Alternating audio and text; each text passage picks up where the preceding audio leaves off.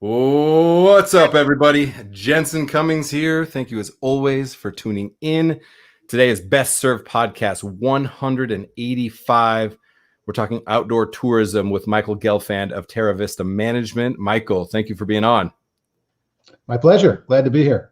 All right, so this channel is a very new channel. Actually, this is the first day of this channel. I've been very fascinated with what's happening in outdoor tourism, a term I'd never heard of. Very interested in the way that we are delivering hospitality, delivering food and beverage. I think there's an interesting thing happening with food trucks and roadside stands and travel, RVs, and we're going to talk a little bit about that with the businesses that you have built. And so I'm excited about this channel. And then Michael, president of Terra Vista Management. You guys are based in Rancho Santa Fe, California. Tell everyone, Terra Vista, what specifically is your work? Well, my company is a real estate investment management company. So I get money from investors, invest it in income producing real estate. My particular niche in real estate is water oriented mobile home parks, and really the primary thing is water oriented RV parks, campgrounds. So we have very large, 500-600 space RV parks with marinas, boat launching capability, restaurants, video arcades, aquatic toys, boat rentals, all that kind of thing. And as part of that, we have restaurants and bars.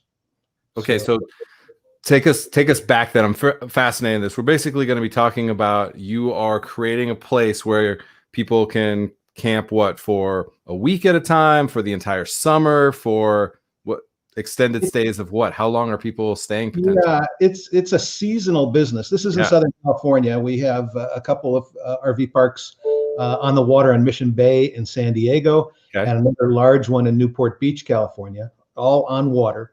And so there's a sort of different complexion of our customer seasonally. In the summer, it's families who are coming for a weekend or a week, 2 weeks. In the winter, we'll have monthlies. People we call snowbirds, who will come from Canada or northern parts of the country, and they'll stay for 3 to 6 months. And then there'll also be weekenders in the winter as well. So it's kind of a combination of customers depending on the season.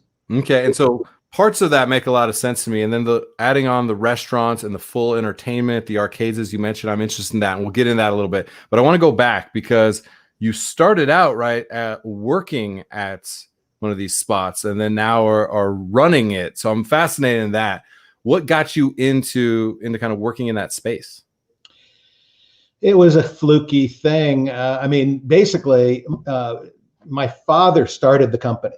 Yep. And I ultimately graduated as a psychology major in college and didn't want to have anything to do with the business because I thought mobile home parks were places that rednecks went to die. I just, I was a hippie.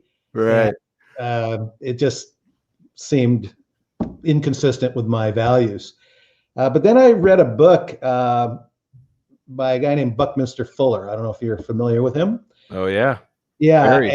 And I think he coined the phrase, think globally, act locally. Yes. But it was that concept. And I thought, well, we got all these communities. I could have a positive environmental and psychological impact. I could actually enhance people's lives, more directly than anything else I was thinking about business-wise at the time. And so I started really to develop training programs because we had to, not unlike a lot of restaurants seasonally, we had to go from 100 employees in 9 months of the year to 150 employees in the summer. So how are we going to get those people on board, get them trained, and also attitude adjusted?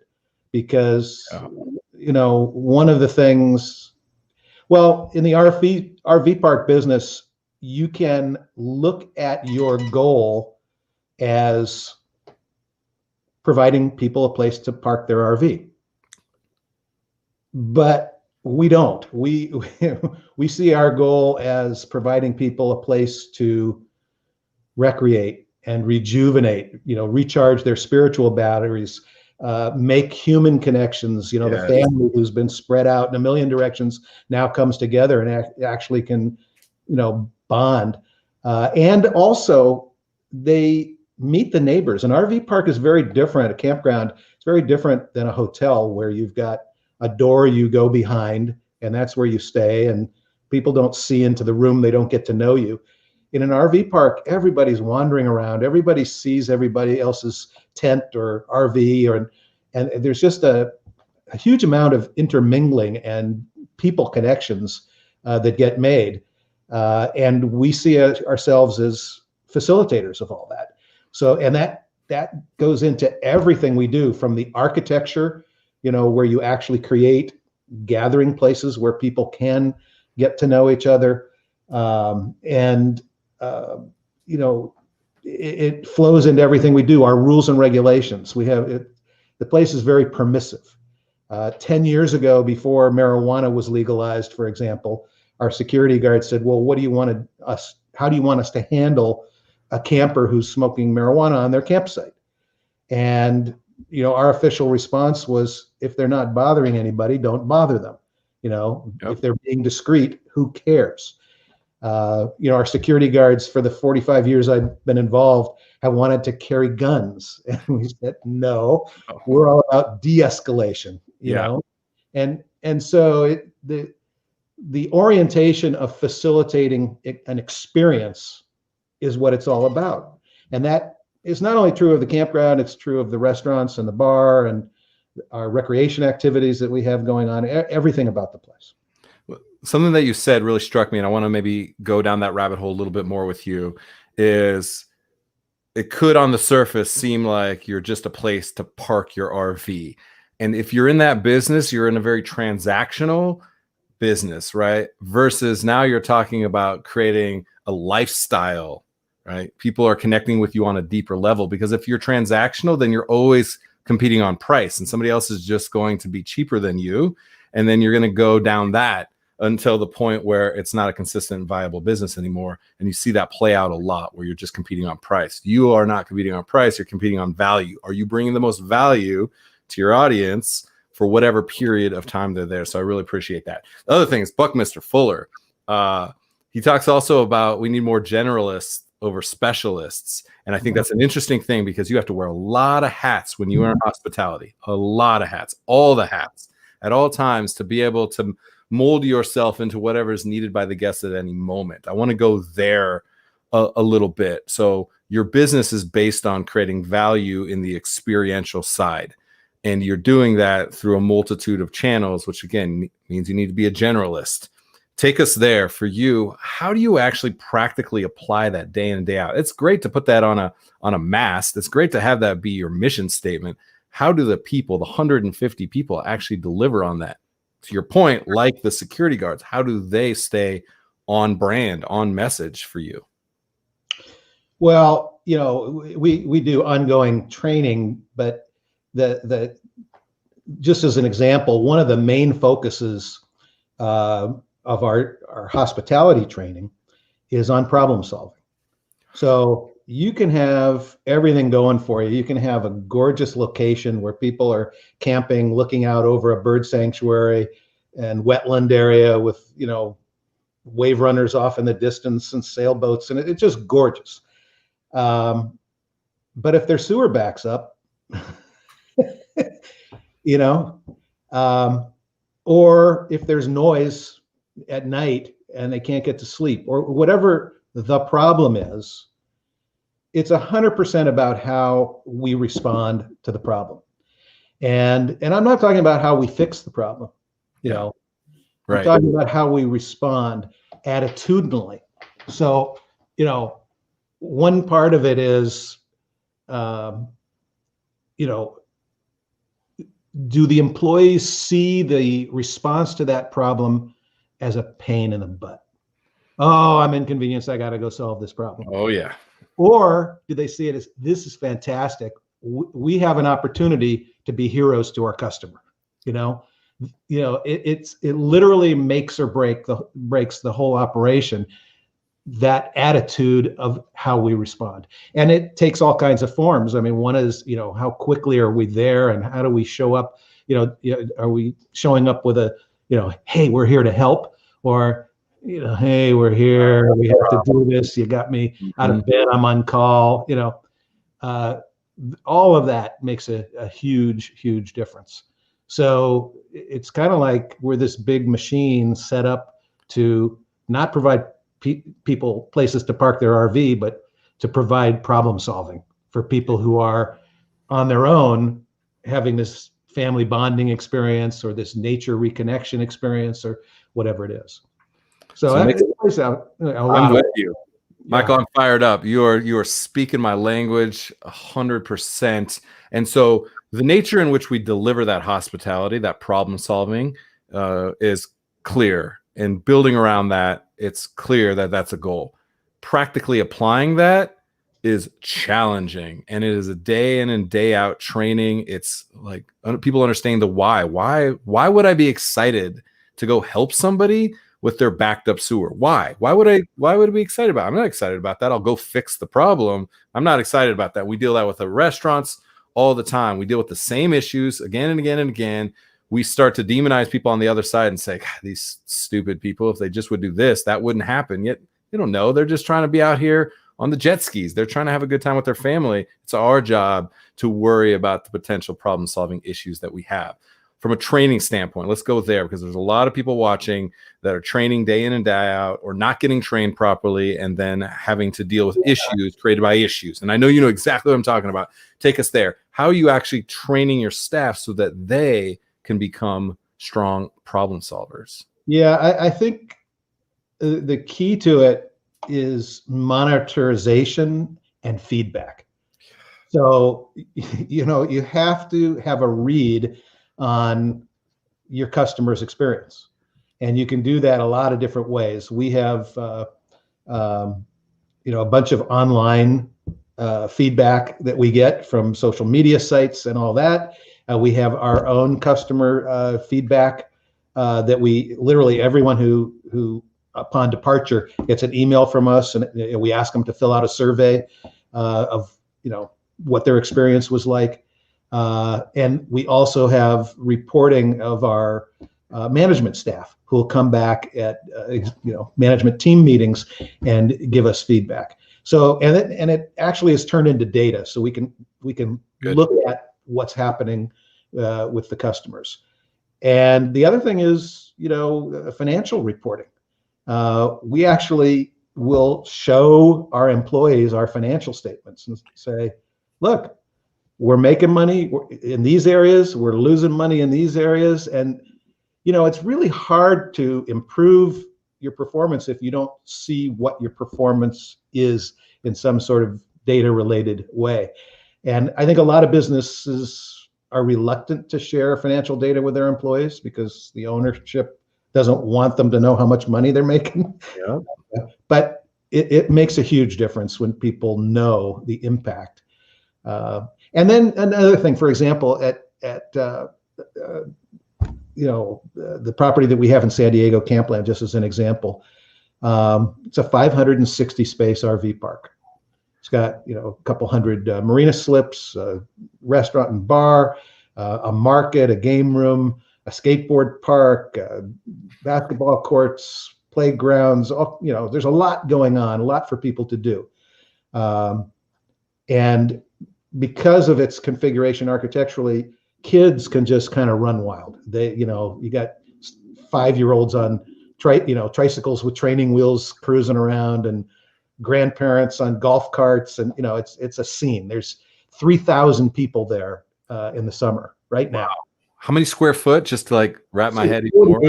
It's 40 acres, so it's large. And that doesn't include the water? That doesn't include the water. Wow. Yeah. And it connects to a bay that connects to the ocean. So you've got all kinds of stuff to do. But we have a recreation programming thing going on there where, we have 2 or 3 people year round. And in the summer, we'll have 8 to 10 people just in recreation. And they're doing everything. it's an all ages kind of thing. So they'll have activities for kids under 6, activities for kids, 6 to 12, teenagers. And this is everything from, building sandcastles on the beach, tie-dyeing T-shirts, arts and crafts, those kinds of things. Seasonally, they'll decorate their bikes for a Halloween parade and, those kinds of things. We have live music in the summer, a couple nights a week, where there'll be cover bands playing, everything from ZZ Top to the Rolling Stones to the Beatles to, whatever. And the theme of the place is it's called Campland on the Bay, and sort of riffing off of Baying at the Moon, we have Friendly the Wolf, who's our mascot. And so we'll have howling contests where you'll have little kids, "Ow!" and grandparents howling and everything in between. And, so then we get our surveys back and we look at, what is it that people liked most about their stay? Was it their campsite? Was it the cleanliness of the restrooms? Was it the food at the cantina? Was it the drinks at the bar? Was it the beach? And far and away, the thing that everybody thinks is the best part of their stay is the recreational activities. So, that has nothing to do with the asphalt where you park your RV. Well, and I think to the point when you're talking about families too, it's easy, especially when they get, teenagers. I always wanted to make sure I didn't like anything that we were doing. And so the fact that this, there's no excuse. I don't really like the water that much. I don't like getting sand in my board shorts, whatever the excuses are, there's a multitude of them. The fact that you can do anything and everything, I think finally you're going to break through and have that experience where it's interesting because you're delivering on a kind of very singular purpose, yet you're doing it in a multitude of ways. This is a very difficult thing for operations to understand. Being everything for everyone is not possible. Having something for everyone is possible. And so the fact that you really understand your audience and are able to deliver in a multitude of ways, yet staying very true to who you are and not diverging from that, because brands do that a lot and they start chasing the shiny thing because there's some trend in the market. So I think that's a very interesting thing. Outdoor tourism, again, this term I had not heard of, but there's a lot of people that this is their livelihood. There's a lot of people. My marketing brain always goes to, how are you finding these people? So I'm interested in that. You mentioned the snowbirds, right? So it makes sense that somebody who's in the cold weather space is going to get the hell out of town and go down to sunny San Diego.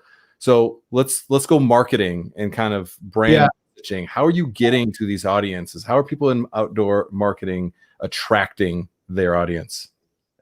In the RV camping space, traditionally, going back 50 years, there's these directories. They're like a big yellow pages that list every RV park in the country by state and by city. And so in the old days, every RVer would have one of those books in the RV. And so Thomas Guide, right? Like a physical book. Remember those people when you had those in your car? Exactly. And so they'd, say, honey, where do you want to go camping? Because they already own the RV, right? Or they already have a tent. So it's already sunk cost. They're already invested. Exactly. Sunk costs. They are already invested in either their tent or their RV. So now it's just a question of where they're going to go. Mom's probably going to make the decision, typically, with whining input from the kids, or whatever. Like they're going to say, I don't want to go there, and so then they open up the book and they'd say, oh, well, okay, here's a campground with a beach. It's, only 50 miles away or whatever. And, so that was traditionally the way most campers figured out where they were going to camp. Now, the past, 15, 20 years, it's been the equivalent, but on the computer. You're going to Google campground, beach, Southern California, and you're going to get a list of the campgrounds that meet that criteria. So a lot of the marketing happens that way, generally speaking. And it doesn't matter if they're locals who want something nearby, and we get a lot of locals. Literally people who live 10, 15 minutes away. and it's also true of people who live in Canada or whether, other parts of the country. But 80% of our customers are repeat customers. Wow. So, and we almost don't need to market to them. We take reservations 2 years in advance. The minute that 2 year, clock, every month, at that, the morning of the first, people are calling to make their reservation, not only for 1 year out, but for 2 years out, because they want to come back. And part of it is because, the whole family enjoys the place. And like you're referring to your teenage years, where the last thing you want to do is go anywhere or be seen with your parents. At these properties, you don't have to be seen with your parents. I mean, you're just out there wandering around. And if you don't like the game room or the restaurant or the marina, if you don't like any of the stuff that's there, you're going to like the boys or girls on the beach who are your age, and you're on your own. So, and we just facilitate all that to the extent we can. So the marketing, we do obviously advertise online and in those campground directories and those kinds of things. We'll occasionally do TV commercials or radio, ads, but it really is more of mining our existing customers and encouraging their returns.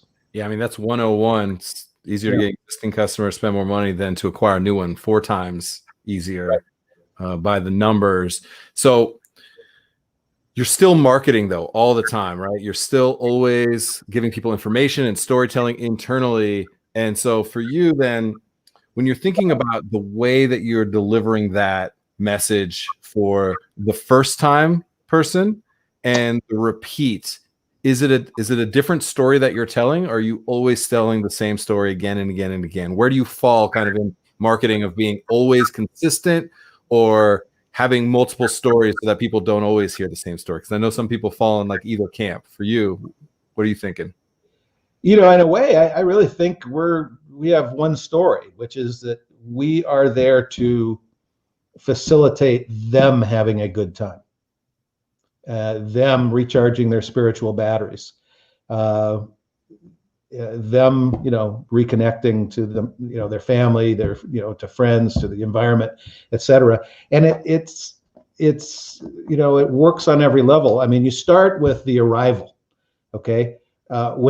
When people used to show up at the campground, they would be confronted with a registration office that, looked like a registration office, and there would be a line out the door because check-in starts at 2, and so you'd have, a bunch of RVs and a bunch of people standing in line to register.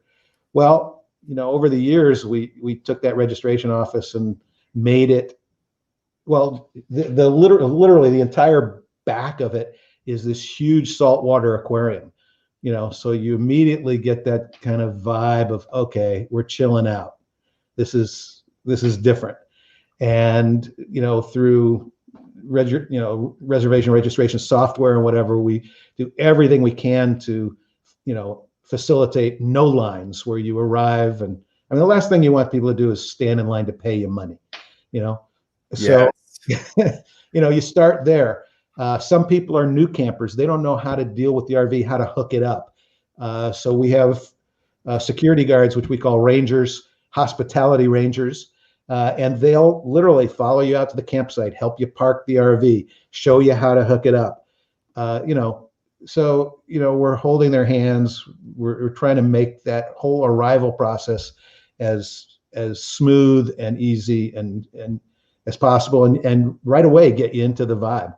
What's clear to me, Michael, is that you are understanding every single touch point that you have with a guest. This is a very important distinction, no matter what. If you're a restaurant, we think a lot of times like we want them to be comfortable when they have butts and seats. We don't think about the queue outside. We don't think about the host stand. We don't think about them awkwardly leaning against the wall as people pass by them, or the very cold and institutional feeling administrative building to the point that you're kind of making. So I think this is an important thing. You're creating a sense of place from the get. Yeah, and in a restaurant, it's sort of standard operating procedure, after the food is served, a minute later to come back and check and see if they need anything. But that's not an incidental thing. That is like crucial. It's the most important part of the whole food service operation, in my opinion, because if this food is served in, oops, I don't have a fork, or I need some Tabasco or some salt, or whatever it is, prevents you from eating, your whole attitude starts shifting, and it doesn't matter how good the food is. So yeah, every single touch point has to be looked at and looked at as a key marketing opportunity. Yes. So I want to finish with this, your staff. And we talked about how your team, you go from 100, 150, the ongoing training was fundamental and clearly is something that is like in your DNA, the training part, ongoing communications internally and externally. That's the name of the game. I think it's very important. It always comes down to humans and communication, always, no matter what you're in. Right.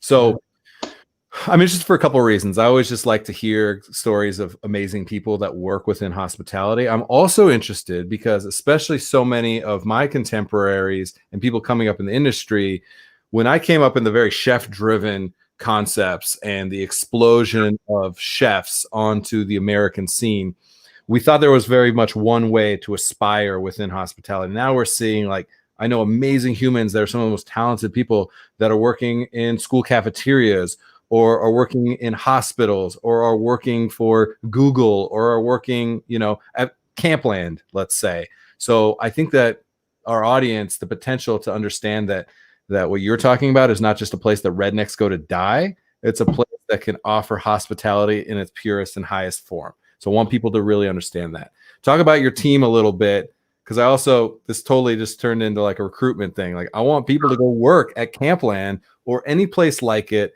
and feel like they are a hugely valued piece of the ecosystem of food and beverage and hospitality. Okay, well, one thing I'll tell you that I think has probably had the biggest impact, and this goes back literally more than 40 years in our company. More than 40 years ago, this entire time, we've offered healthcare to all of our employees, medical and dental and vision. We've offered vacation, sick leave, family leave. You have a baby, you get 6 weeks off to stay home, etc. Those kinds of things are crucial, especially it's not like we're paying a huge amount of money to a lot of the people who work there, but all of those benefits make life more viable. We have offered free college to our employees. I mean, we'll pay their books and tuition, and no requirement that they keep working, for us. We've put people through, college and a master's program, and then they say bye-bye. It doesn't happen very often, but we've had a lot of people who've gotten college degrees, and they stay on and they keep working, they move up in the organization. We have a huge percentage of our workforce that have been with us 10, 15, 20, and 30 and more years. And so, you have to, it's all based on human to human contact. If the employees are not happy, if they got problems at home, if they haven't had a vacation, or they're sick and they're working anyways, or whatever, I mean, you can't provide good customer service if you got problems personally. And as employers, we have to be sensitive humans to our employees if we expect our employees to be sensitive humans to our guests. I understand why you do it, and I think not enough of us invest in that because it's more intangible. It's really hard to look at that in a line item. I also know you're a sharp operator and practical in the way that you're running your business. You wouldn't have had such a strong business for so many years. Talk to the people that are looking only at the number side of this equation for just a moment, and we'll wrap this up. But like, make it a practical business decision for me right now, because I think we got to break through and unlock some of the people that are just stuck in that paradigm of like, if I invest in people and they leave, like, what's the point? Yeah, but what if you don't and they stay, and then you're always losing money? That's hard to look at the P&L. I mean, I have enough employees. I got, anywhere from 400 to 500 employees at any given time. So the number of employees who actually take us up on it and get further education is not that high, and so I'm able to spread it in a way that it really has a minimal financial impact. But health insurance, things like that, you're talking about a lot of other things. Vacation, paid sick leave, that adds up quick. That is expensive. Yeah, that's expensive, but it's worth it. What can I tell you? You can't. It's really difficult to work doing anything if you're worried about your basic survival. If you're worried, about your spouse who has cancer, or whatever it is. So I don't even consider it a question. It doesn't matter what the cost of the healthcare is. We just have to offer it, period. It's like rent or utilities. You just got to do it. It's that simple. And, my father taught me way back, you really have to make sure that the downside is covered. The upside will probably take care of itself. I mean, there are basic economic things you've got to do to keep operating no matter what. There are times when there have been recessions or bad times or whatever where, we've had to lay off people, but, because there just was no other choice. But for the most part, as long as you are taking care of the basics, if you've got a quality product, which comes through our employees, things will work out. Yeah, it's such a mindset thing. Too often in hospitality, we're in a scarcity, survival mode mindset versus an abundance, invest and growth mindset. So I'm fascinated. I think it's very important. It harkens back to, again, I can see you funneling and channeling a lot of Buckminster Fuller of just like the way that you think about, the way that you invest in your time and effort. And if your people are your most valuable asset, yes, they're your biggest, direct labor is your biggest cost, quite often, understood, yet they're your biggest asset. You need to deploy them to the maximum of their potential, and that comes through investing in them. So, Michael, I really appreciate this. This is a great, great talk. And we got to give a shout out to William Cummings really quickly. That's what I was going to say. Anybody who has watched the show ever has seen, he is our number one fan and my number one confidant for sure. And for Michael, for you, I know big as well, just somebody who is just like a champion and cheerleader for good people doing good works. And so I appreciate that. Well, I'm a cheerleader for William Cummings. This is a man who has a huge heart and a great deal of wisdom, and he's just one of my favorite people. Yes. So you were very lucky to have him as a father. Yes, absolutely. The only person I know who has a bigger mouth than me. So it's like, like the gift of gab, that's where it comes from for sure. And the ability to pull at the threads of the human stories is something I always take away. I remember, this is totally a tangent, but I remember being a kid, maybe in those adolescent days, early internet days, working on the computer, typing up books of quotes of Buckminster Fuller and E.E. Cummings and stuff for these different paradigm shifting interpersonal communication training modules that he was doing. And I remember that, and it stuck with me clearly because now I just spit them out left and right myself. So thank you, William, who's watching. Michael, thank you so much. This is really great. You absolutely have the ethos of success when it comes to hospitality. So I appreciate hearing it. Thank you. It's a pleasure. Nice All right, have a great rest of your day. Appreciate it. I look forward to coming down to Campland and seeing you down there sometime soon. Absolutely. All right, take care. All right, Michael Gelfand. Again, Campland is a spot definitely worth checking out. I'm fascinated with this because I'm always just thinking about including more people in the conversation of hospitality, food and beverage, of restaurants. We didn't even get into the restaurant side of it so much of what's happening there. Yet I just was in such a focused, narrow bubble of what it meant to be in hospitality and in food and beverage for so long in my career. And now I'm seeing that there is just good, talented people at every single level. So I'm excited about that. Like, I want to hop in an RV, and do this show from an RV and travel around and go to San Diego, because I think there's just something to the way that we interact as humans and the way that we touch hospitality and food and beverage that is so much bigger and vast and more open than I had ever considered before. So I'm excited about this channel as a way to think about food and beverage hospitality in a different way. Best served roadside, food trucks, road trips, roadside stands, RV parks. With Sophie, we need to add another thing. RV parks, camping, all of it is a way for us to interact with each other. So really appreciate the opportunity to talk to Michael. And thank you to all of you, as always, for watching. There we go. RV parks, camping. This is going to be a long channel. A lot of things happening around this segment of just, it's not always butts and seats and four walls. There's a multitude of ways that we can bring experiential hospitality to people. That's it for today. Appreciate you as always. And thank you for watching. Cheers.